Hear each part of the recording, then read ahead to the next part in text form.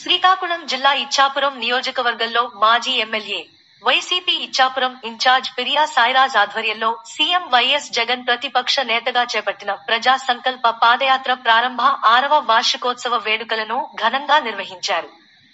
CM YS Jagan November 2017 6వ తేదీన ఇడుపులపాయ నుండి ఇచ్చాపురం వరకు పాదయాత్రను ప్రారంభించారు. జనవరి 2019 9న ఇచ్చాపురం పట్టణంలో పాదయాత్ర ముగించారు. ఇచ్చాపురం మండలంలోని లొద్దపుట్టి గ్రామం వద్ద పాదయాత్ర ముగింపు సందర్భంగా సీఎం జగన్ ఆవిష్కరించిన పాదయాత్ర విజయ స్తూపం వద్ద పిరియా సాయిరాజ్ ఆధ్వర్యంలో వేడుకలను ఘనంగా నిర్వహించారు. ఈ సందర్భంగా కేక్ను కట్ చేసి సంబరాలు జరుపుకున్నారు. ఈ సందర్భంగా పిరియా సాయిరాజ్ మీడియాతో మాట్లాడారు.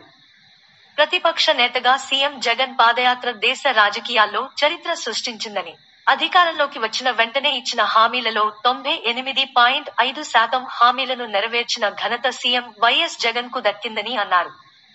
ఈ కార్యక్రమంలో పలువురు వైసీపీ ప్రజా ప్రతినిధులు పాల్గొన్నారు. ఈ కార్యక్రమంలో PSS chairman Nartha Narendra Yadav, municipality chairperson Pilaka Rajyalakshmi, vice chairperson Ulala Divyabharathi, MPP Boora Pushpa, vice MPP Duvvu Vivekananda Reddy, Kanchili MPP Paila Devadas Reddy, Kaviti MPP ప్రతినిధి కడియ ప్రకాష్, నర్తు శివాజీ, జడ్పీటీసీ నారాయణమ్మ, కార్పొరేషన్ చైర్మన్లు సాడి శ్యామ్ ప్రసాద్ రెడ్డి, డి లోకేశ్వరరావు, జేఎస్ఎస్ కన్వీనర్లు ఆసి పురుషోత్తమ రెడ్డి, సాలిన ఢిల్లీ ఎంపీటీసీ ఆసిఫ్ మందాకిని, పురుషోత్తమ రెడ్డి, కారింగి మోహన్ రావు, ప్రకాష్ పట్నాయక్, పాతిర్ల రాజశేఖర్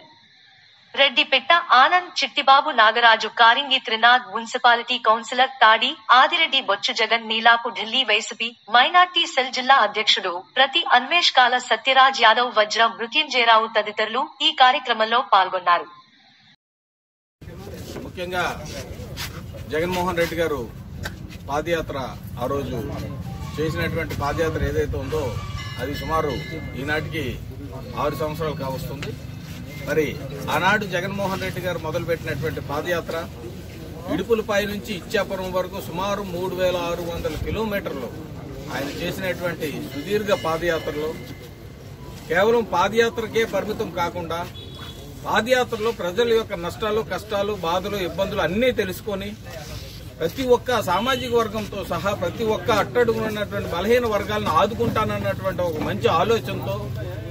అనేక రకాలైనటువంటి సంక్షేమ పథకాలు అయితేనేమి, అనేక రకాలైనటువంటి అభివృద్ధి కార్యక్రమాలు అయితేనేమి, రకరకాలైనటువంటి వివిధ రకాల హోదాల్లో ఉన్నటువంటి సమస్యల పట్ల పూర్తి స్థాయిలో అవగాహన కల్పించుకొని నవరత్నాలు అనే రూపంలో ఏదైతే ఆయన ఇచ్చినటువంటి హామీలు ఉన్నాయో ఆ హామీలన్నీ కూడా పరిపాలనలోకి వచ్చిన తర్వాత గడిచినట్టు 4.5 సంవత్సరాల్లో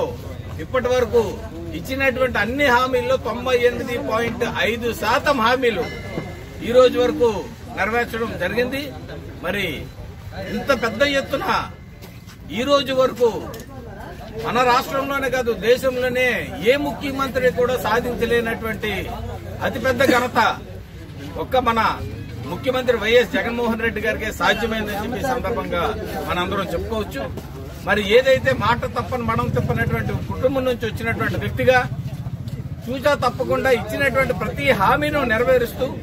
మరోపక్క అభివృద్ధి కార్యక్రమాలు కూడా అభివృద్ధి సంక్షేమం రెండు కళ్ళు కింద భావించి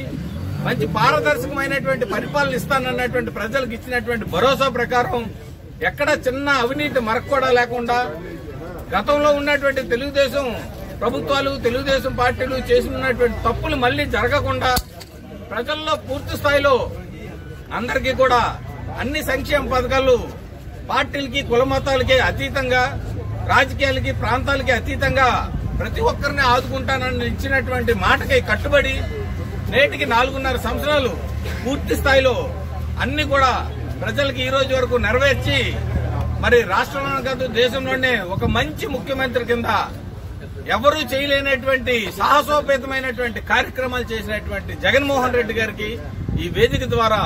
వైఎస్ఆర్ కాంగ్రెస్ పార్టీ నలుచెరగల నుంచి 4 మండలాలు, మున్సిపాలిటీ నుంచి వచ్చినటువంటి మా నాయకత్వం అందరం కూడా